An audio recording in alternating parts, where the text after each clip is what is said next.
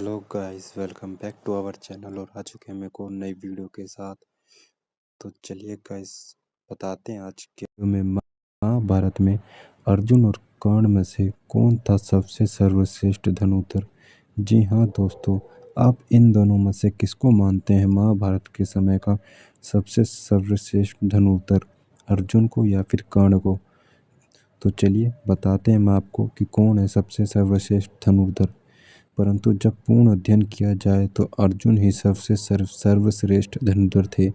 यह सत्य है कि कर्ण के पास आखिरी दिव्य कवच और कुंडल थे, जिसे भेद पाना किसी के लिए भी असंभव था, और सूर्य अंश होने की वजह से ही श्रेष्ठ दानवीर कहलाए। परंतु वह एक असुर था, इसलिए वह अधर्म की तरह रहा।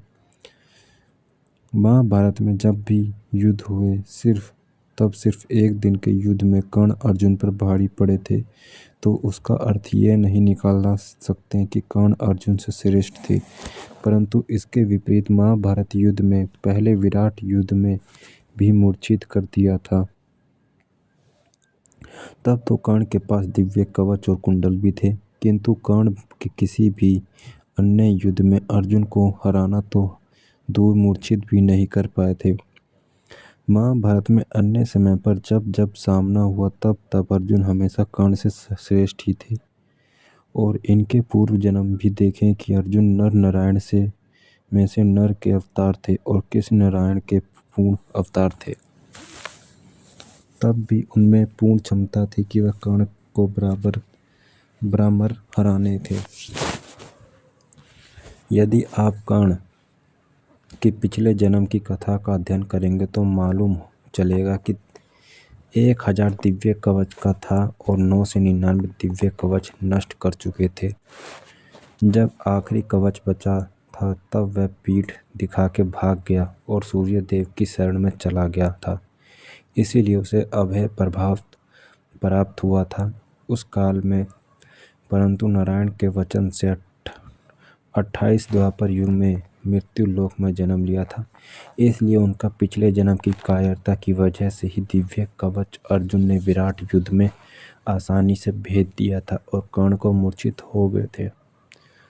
परंतु सभी लोग अज्ञात वश भूल जाते हैं कि कवच और कुंडल पिछले जन्म में से थे, जिसे अर्जुन ने नर अवतार में 499 बार हराकर उसे दिव्य कवच नष्ट कर दिए थे, और यह आखिरी बार महाभारत में हराकर उसका वध किया था।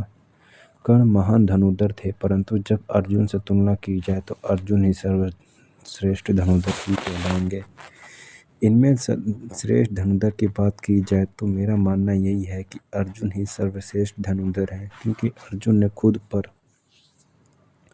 अपने परिवार पर, यहाँ तक कि द्रौपदी पर दुर्योधन के इतने अत्याचार सह लेकिन कभी भी अपने धर्म से हटकर किसी का विरोध नहीं किया।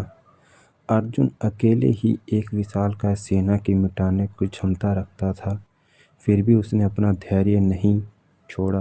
अंत में युद्ध के बीच में तो उसने युद्ध करने से मना कर दिया था। भगवान कृष्ण ने उसे गीता का सार सुनाया, तब वह कहीं जाकर उसने शस्त्र उठाए थे, लेकिन कर्ण ने ऐसा नहीं किया, बल्कि वह खुद दानी होकर दुर्योधन की दी हुई एक भेंट जो उसने लालच के कारण कर्ण को दी थी, उसी में बंद कर जिंदगी भर उसकी गुलामी करता रहा। ये नहीं बल्कि उसने कई राज्यों को युद्ध में हराकर अपना राज्य भी अपनी सीमा में ले लिया। भरी सभा में द्रौपदी का अपमान भी किया। कर्ण अज्ञानी के साथ रहकर ज्ञान भूल चुका था, इसलिए उसे श्रेष्ठ नहीं कहा जा सकता। वहीं अर्जुन ने पूरी अक्षौनी सेना न मांगकर भगवान कृष्ण का साथ मांगा और हमेशा उन्हीं की शरण में रहा। तो ये थी गाइस आज की हमारी वीडियो, जिससे हम जानते हैं कि महाभारत के युद्ध के समय कर्ण और अर्जुन में कौन था सबसे सर्वश्रेष्ठ धनुर्धर। ये नहीं कि सिर्फ धनुर्विद्या ही जिसकी सबसे श्रेष्ठ हो, युद्ध कला शारीरिक रूप से, मानसिक रूप से, सामाजिक रूप से भी देखा गया कि कौन इन दोनों में से सबसे सर्वश्रेष्ठ था, तो उसमें अर्जुन ही माने जाते हैं, सामाजिक रूप से भी और मनोवैज्ञानिक रूप से भी। तो ये कहा कहना बिल्कुल गलत नहीं होगा कि अर्जुन ही सबसे सर्वश्रेष्ठ धनुर्धर माने गए हैं महाभारत काल के समय के।